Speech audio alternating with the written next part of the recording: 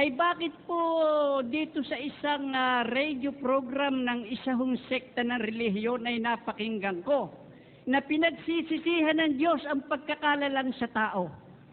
Ay hindi po ba nalalaman na ng Diyos na bago niya nilalang ay maaaring ang tao'y mamatay, ang tao'y tuksohin, o anumang gawin ng Panginoon ng tao ay alam na ng Diyos?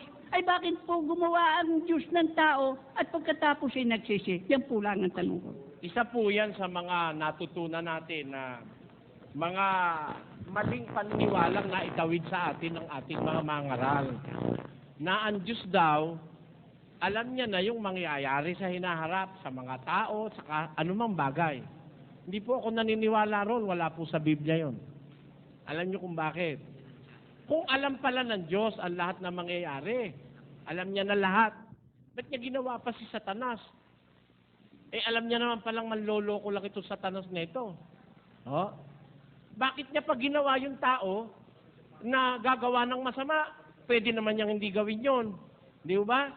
Yung pala, ginawa niya, yung pala gagawa ng masama, kagaya ni Hitler, ang pinatay 6,000 Hudyo. Oh, si Idi Amin, ginawa niya pa, isang presidente ng Uganda na kumakain ng atay ng kapwa-tao. Napakalupit na presidente nun. Manyari po, brother, ay meron po akong nakausap na pilosopo at medyo nga po itinanong ko yung mga bagay na yan. Ay, ang sabi po sa akin,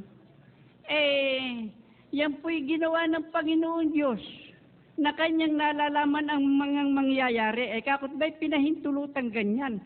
Ay sapagkat tayo daw po, ayon sa isang pilosopo yata, ay gagawin tayong laruan. Ayun ang kanilang sira po ulo nun, sira ulo nun. Yung may sabi ho nun, na ang tao'y paglalaruan ng Diyos ay sira ulo nun. Di po totoo yan. Pakinggan niyo po ang totoo, kapatid. Ano? Meron ho tayong giya ang Biblia. Alam ng Diyos ang mangyayari bukas sa makalawa sa makaitlo. Sa general. Alam ng Diyos kung lilindol. Alam ng Diyos kung babagyo. Alam ng Diyos kung kailan mamamatay ang isang tao. Siya nagtatakda ho nun eh. Siya nagtatakda nun. Pero, yung gagawin mo sa iyong sarili, hindi ho pinakikialaman ng Diyos yun. Binigyan ka po ng Diyos ng free will. O, ng kusang kaloobang mamili. Ito po, 16:9 ng Kawikaan. Pakinggan niyo. Ang puso ng tao ay kumakatha ng kaniyang lakad. Sino ho ang kumakatha ng ating lakad? Sabi sa Biblia, the heart of a man plans his ways. Sa mga tuwid, ang arkitekto ng ating buhay, tayo. Ha? Ang Diyos ang nagbigay ng buhay, tapos binigyan tayo ng pamimili. Gusto mong sumama, pwede. Gusto mong bumuti, pwede. Pero hindi ka gagawin ng Diyos na masama. Parang si Satanas, ano? Hindi siya ginawang masama ng Diyos. Ang inaasahan ho ng Diyos, parang magulang. Bawa, nagbubuntis pa lang misis mo. Meron ka bang iniisip na yung ipinagbubuntis ng misis mo eh? Paglabas mo't walang niya, pupukin kita sa ulo. Meron bang ganon? Ang isa hong nagmamahal na magulang, buntis pa lang misis niya, hihimas-himas na doon sa tiyan. Sana lalaki. Ang iniisip mo lagi, kung ano yung mabuti para sa iyong anak. Bibili mo na ng akuna, ng duyan, ng baro, bibili mo na. Wala kang iniisip na yung anak mo na yun, sasama, ay papatayin mo. Wala kang iniisip na ganon. Ganon din ho ang Diyos. Nung gawin niya ang tao, ginawa niya out of His love sa kanyang pagmamahal. Pero binigyan niya tayo ng pamimili, the right to choose between good and evil. Binigyan tayo ng freedom to choose. Kaya kung sasama ka, hindi po ang Diyos ang may gawa nung ikaw ay sumama, ikaw ang may kagagawa nun. Dahil pinamili ka ng Diyos eh.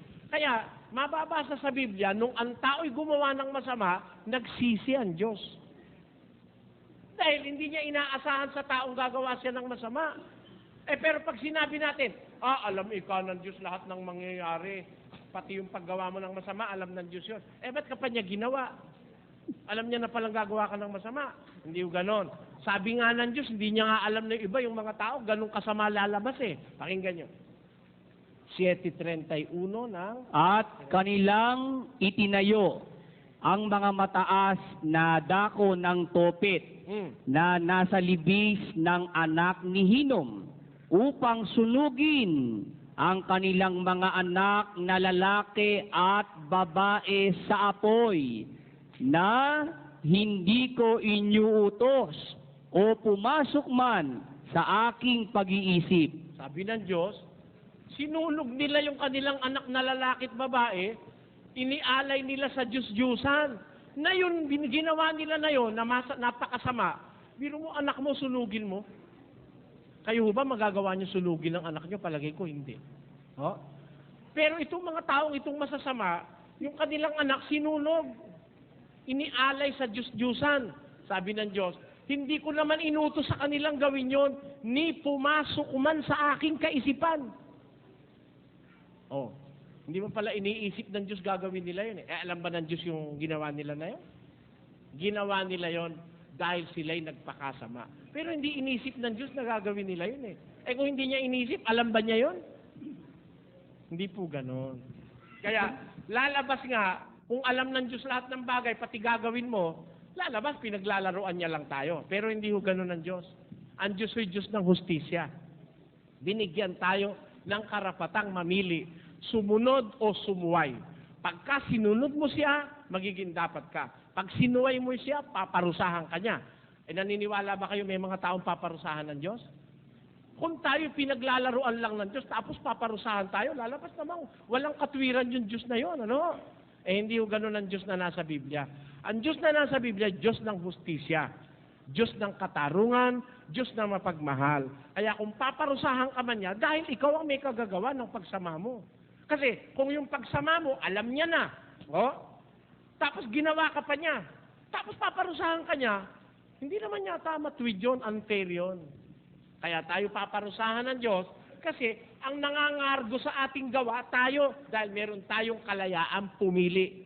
30. Pakinggan niyo po sa Deuteronomio, ganito ating mababasa. Aking tinatawag ang langit at ang lupa na pinakasaksi laban sa inyo sa araw na ito, na aking ilagay sa harap mo ang buhay at ang kamatayan, ang pagpapala at ang sumpa.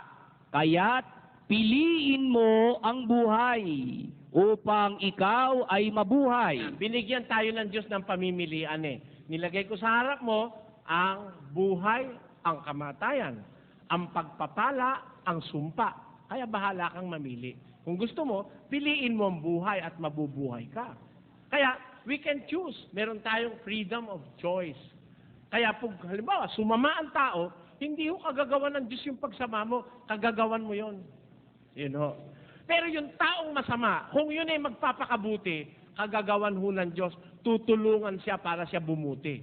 Pero kung gusto mo magpakasama po, pwede rin. 22. Pakinggan.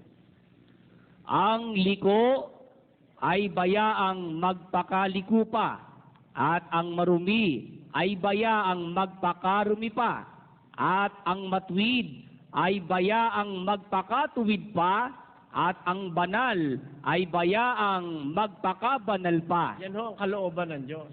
Let those who are filthy to be filthy still.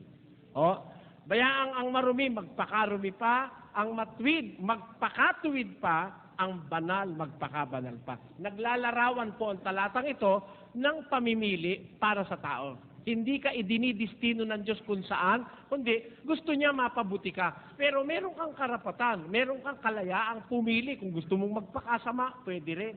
Kasi hindi tayo ginawa ng Diyos na robot eh. Binigyan tayo ng pamimili. Kaya kung meron sumasama, ikaw ang mananagot sa Diyos noon. Kung meron naman bumubuti, dahil nagustuhan mo sumunod sa Diyos, kaya ka bumuti, gagantimpalaan ka ng Diyos. Yan po ang buhay dito sa mundo. Pero para sabihin tayo, pinaglalaroan ng Diyos, sira ulong may sabi noon. Sira ulong may sabi noon. Hindi totoo yun. Sige, marami po salamat. Maraming salamat.